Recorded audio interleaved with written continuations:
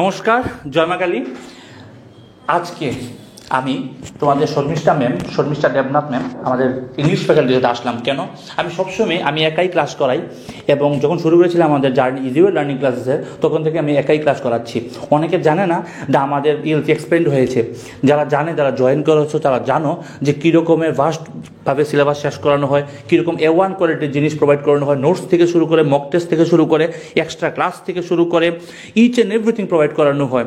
অনেকে ডাউট ছিল, স্যার আপনাদের এখানে ইংলিশ ক্লাস হয় কি হয় না, এসএসটি হয় কি হয় না, প্যাডাগজি হয় কি হয় না, বাংলা হয় কি হয় না, রিজনিং, অঙ্ক, ইচ অ্যান্ড এভরিথিং। আমি কথা দিয়েছিলাম যে প্রত্যেকটা টিচারকে আনবো এবং তোমাদের ম্যাম আমার সাথে ফেসবুকে এসেছিল একদিন লাইভ। আজকে সবার ডিমান্ডে আমি ম্যামের ক্লাস আনলাম এবং সিরিজ চলতেই থাকবে। সিরিজ শেষ হয়নি, একদিনের না, সিরিজ চলতেই থাকবে। ম্যামের ক্লাস করে দেখো, খুব ভালো লাগবে। আমাদের YouTube channel easy way learning classes, তাছাড়া আমার ফেসবুক প্রোফাইল প্রবাল অধিকারীতে গেলে তোমরা অবশ্যই জেনে নিতে পারবে এবং ম্যামের ফেসবুক প্রোফাইল শর্মিষ্ঠা দেবনাথ, যদি ফেসবুক প্রোফাইলে যাও সব কিছু জেনে নিতে পারবে ইচ অ্যান্ড এভরিথিং এর ব্যাপারে। আজকের ক্লাস শুরু হচ্ছে, ফার্স্ট ক্লাস। অবশ্যই সবাই সাপোর্ট দেখাবে। যেরকম সাপোর্ট আমাকে দেখিয়েছিলে সেরকম সাপোর্ট ম্যামকে দেখাবে। অবশ্যই তোমাদের অ্যাওয়ার্ড কোয়ালিটির জিনিস প্রোভাইড করানো হবে এবং তোমরা স্যাটিসফাইড থাকবে, এটা আমি গ্যারান্টি দিচ্ছি। বাকি মা কালীর দয়া থাকুক সবার উপর। ভালো করে অবশ্যই ক্লাস করবে। ধন্যবাদ, নমস্কার, জয় মা কালী।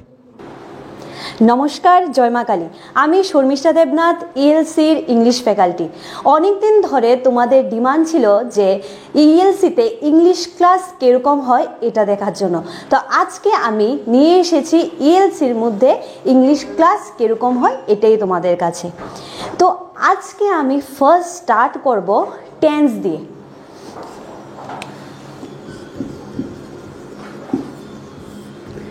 সবার প্রথমে বলে রাখি যে টেন্সটা এক একটা সিরিজের মধ্যে আসবে। আজকে কিছুটা পার্ট বোঝাবো, এটা উইকলি টেন্সের সিরিজ আপলোড হবে, তোমরা আমাদের ইএলসির ইউটিউব চ্যানেলে দেখে নিতে পারো। তো বলি টেন্স কি।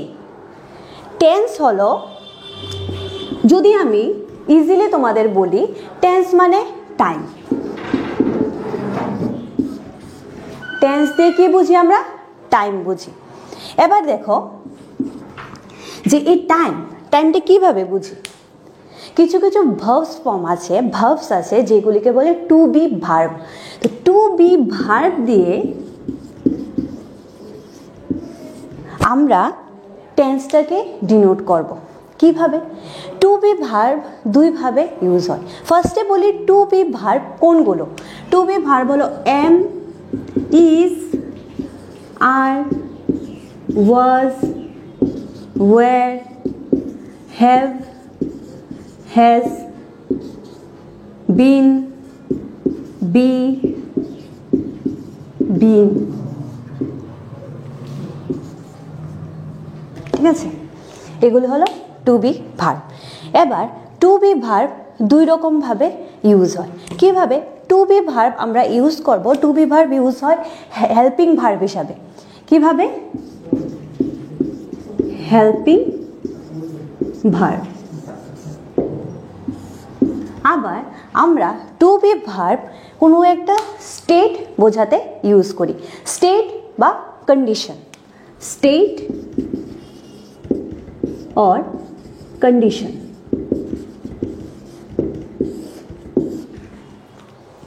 স্টেট অর কন্ডিশন বোঝায়। এবার শোনো, স্টেট অর কন্ডিশন কিসের বোঝাবো? সাবজেক্টের স্টেট বা কন্ডিশনটা আমরা টু বি ভার্ব দিয়ে বোঝাতে পারি। আর কি বোঝাতে পারি? হেল্পিং ভার্ব হিসেবে আমরা ইউজ করি। মানে হেল্পিং ভার্ব মানে সেন্টেন্সটার মধ্যে থাকবে একটা মেইন ভার্ব, মেইন ভার্বটাকে হেল্প করবে বোঝাতে যে মেইন ভার্বটা কি কখন সময়ের কথা বোঝাচ্ছে। এটা কি আগের কথা বোঝাচ্ছে, পাস্টের কথা বোঝাচ্ছে, প্রেজেন্টের কথা বোঝাচ্ছে, না ইন ফিউচারের কথা বোঝাচ্ছে। তো আমরা বলতে পারি যে টাইম অ্যাকচুয়ালি কি, টাইমটা কি, কখনের টাইম হয়। টাইম পাস্টের থাকে, প্রেজেন্টের থাকে, ফিউচার থাকে। তো সিমিলারলি টেন্স থ্রি টাইপসই থাকে, পাস্ট, প্রেজেন্ট অ্যান্ড ফিউচার।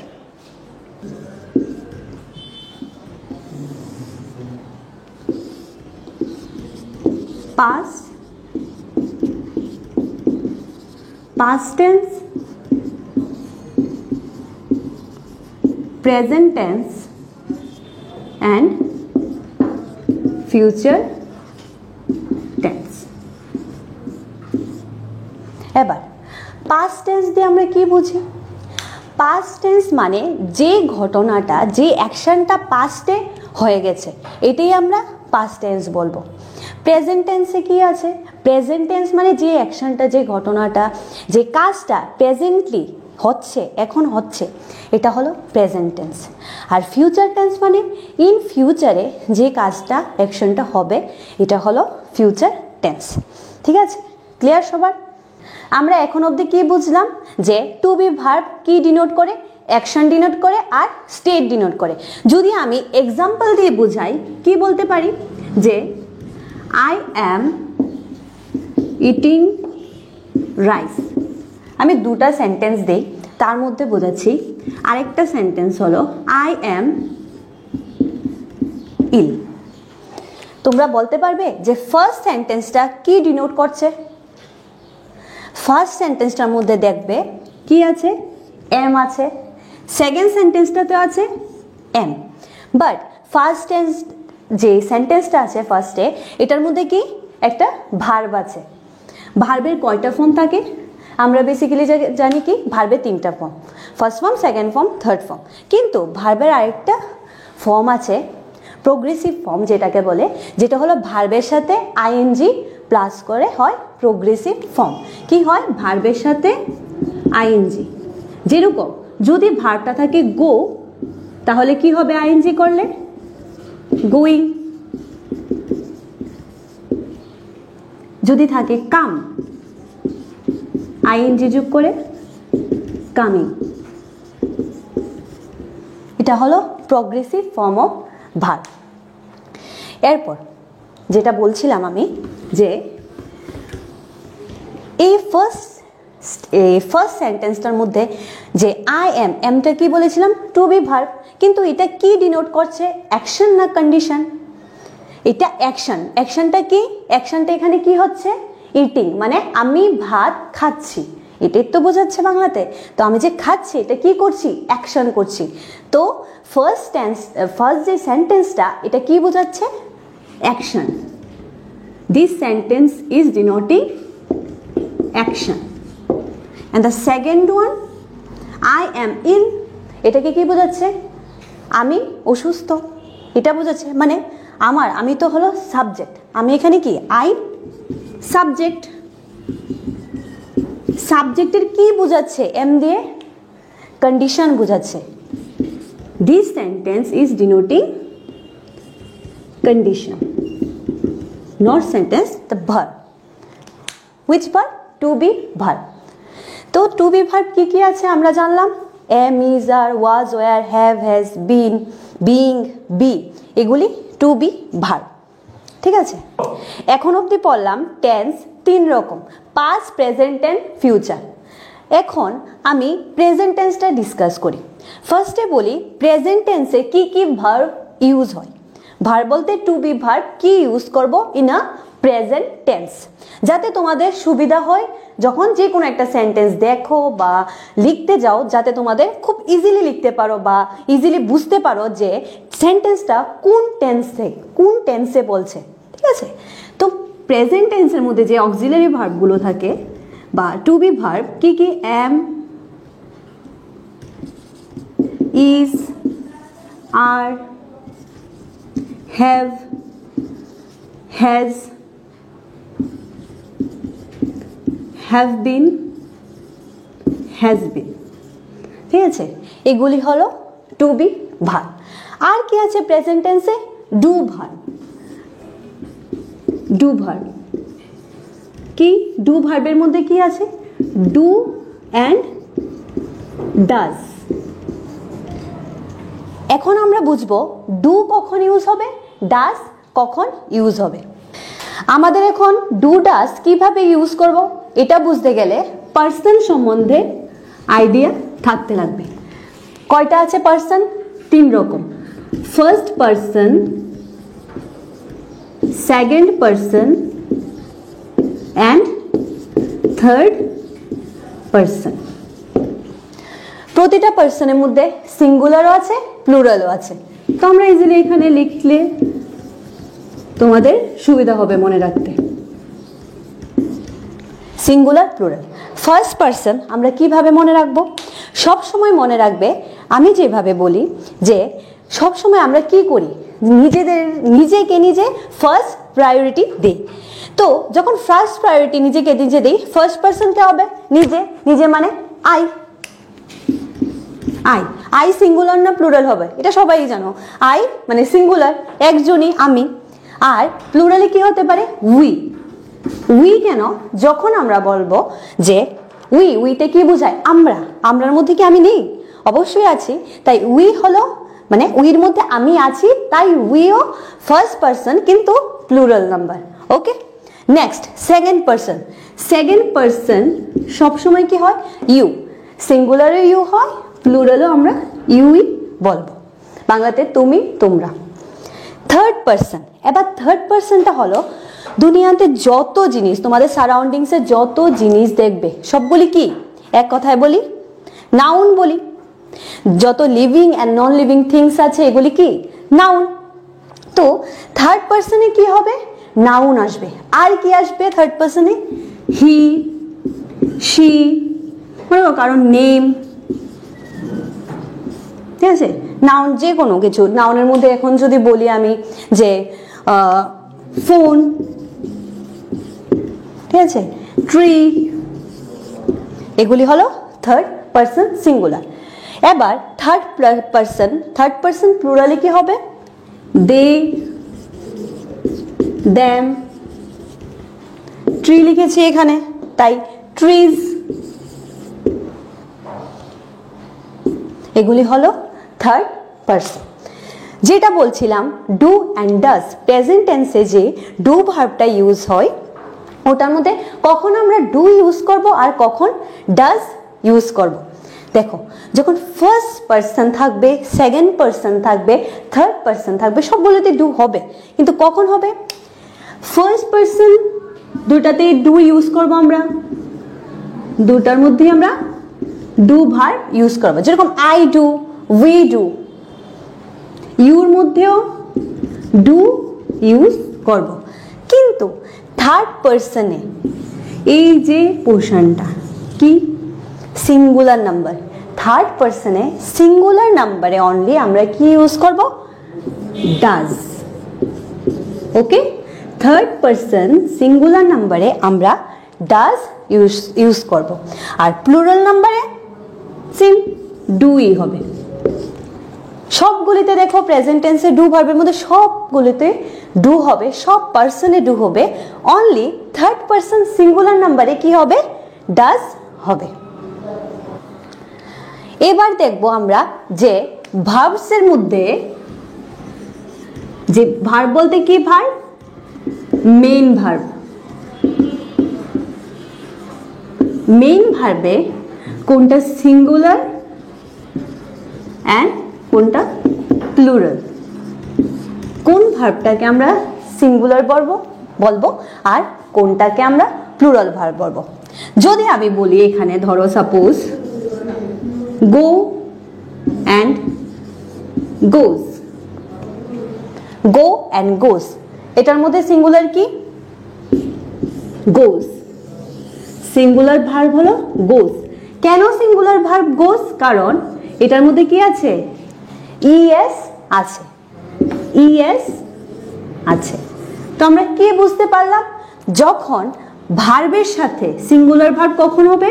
যখন ভার্বের সাথে ভার্ব প্লাস মনে করো S, ES or I ES plus করব, তখন হবে সিঙ্গুলার ভার্ব। ঠিক আছে?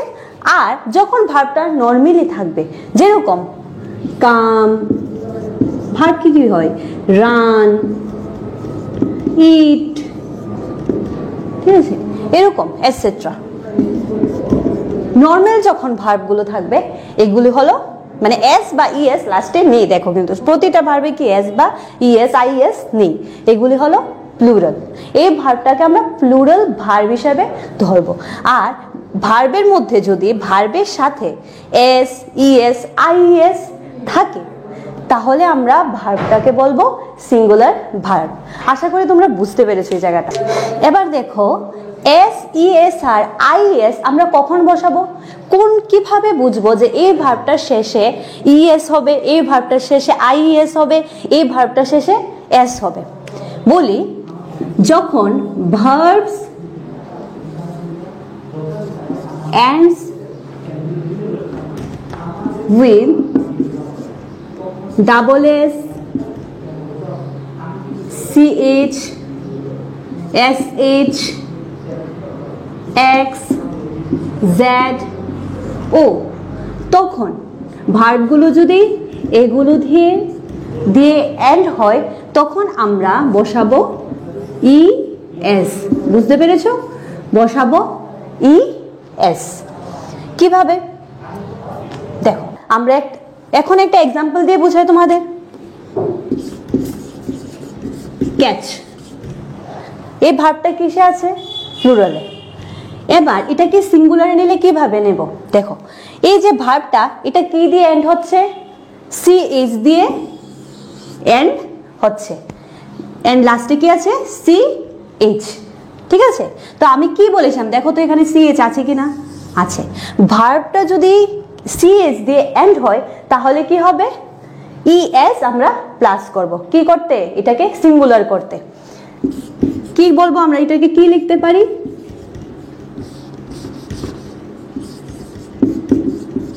ক্যাচেস। ইএস লিখেছি না, কি লিখেছি আমরা? ইএস বসিয়েছি। ঠিক আছে, বুঝতে পেরেছো? এবার ক্রস। ক্রস, এবার ক্রসকে আমরা কি লিখতে পারি? কি আছে লাস্টে? Double S. এটা কিভাবে লিখবো আমরা সিঙ্গুলার করতে? ক্রসেস। ক্রসকে লিখবো ক্রসেস। কি বসিয়েছি? ইএস বসিয়েছি। বুঝতে পেরেছো? এবার আমরা দেখব যে এস কখন ইউজ করব। একটা ভার্বের মধ্যে ডাবল ও দেখবো কিভাবে? ডাবল ও। এক্সাম্পল যদি বলি, বুক, বুকের মধ্যে কি আছে? ডাবল ও আছে। তাই আমরা এটাকে সিঙ্গুলার ফর্মে কিভাবে নেব? B double O K S. কি নেব? B double O K S. S লাগাবো, ইএস লাগাবো না। কেন লাগাবো না? কারণ এটার মধ্যে কি আছে? ডাবল ও আছে। ঠিক আছে, ডাবল ও আছে। এখন যদি সিঙ্গুলার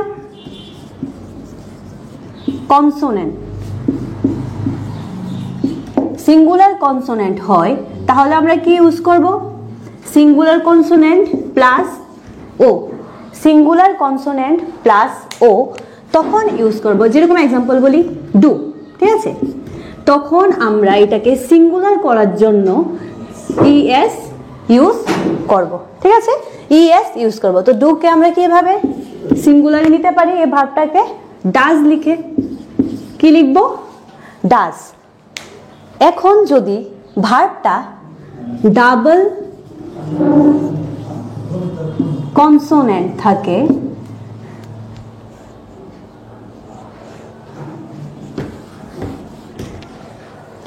ভার্বটাতে যদি ডাবল কনসোনেন্ট থাকে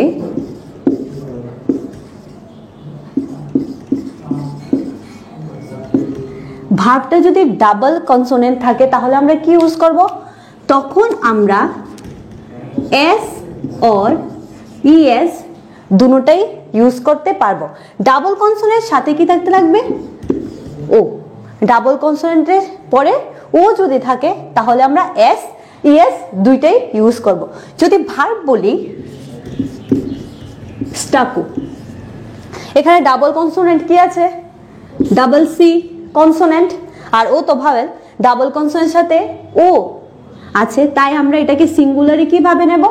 দু রকম ভাবে নিতে পারি। স্টাকুস বলতে পারি, অর এলস স্টাকু। দুটোই কারেক্ট। এটাও সিঙ্গুলার, এটাও সিঙ্গুলার, দুটাই কারেক্ট। আশা করি তোমাদের সকলের এই ভিডিওটা ভালো লেগেছে। যদি ভালো লেগে থাকে তোমরা অবশ্যই আমাদের YouTube channel easy way learning classes subscribe করে নেবে। আর আমাদের স্যার প্রবাল অধিকারী স্যারের ফেসবুক চ্যানেলে গিয়ে তোমরা স্যারকে ফলো করে নিতে পারো। আর ইন ফিউচার যদি তোমাদের ইচ্ছে হয় যে A1 কোয়ালিটির ক্লাস পেতে, তাহলে অবশ্যই আমাদের অফলাইন ক্লাসে জয়েন করতে পারো, আমাদের এডমিশন ওপেন আছে। এটা টেন্সের ফার্স্ট পার্ট গেল, আরও পার্ট আসবে, তো তোমরা অবশ্যই সাথে থাকবে। আর প্রতিটা ভিডিওকে লাইক আর কমেন্ট করে জানাবে যে ভিডিওগুলি কেমন লেগেছে। নমস্কার, জয় মা কালী।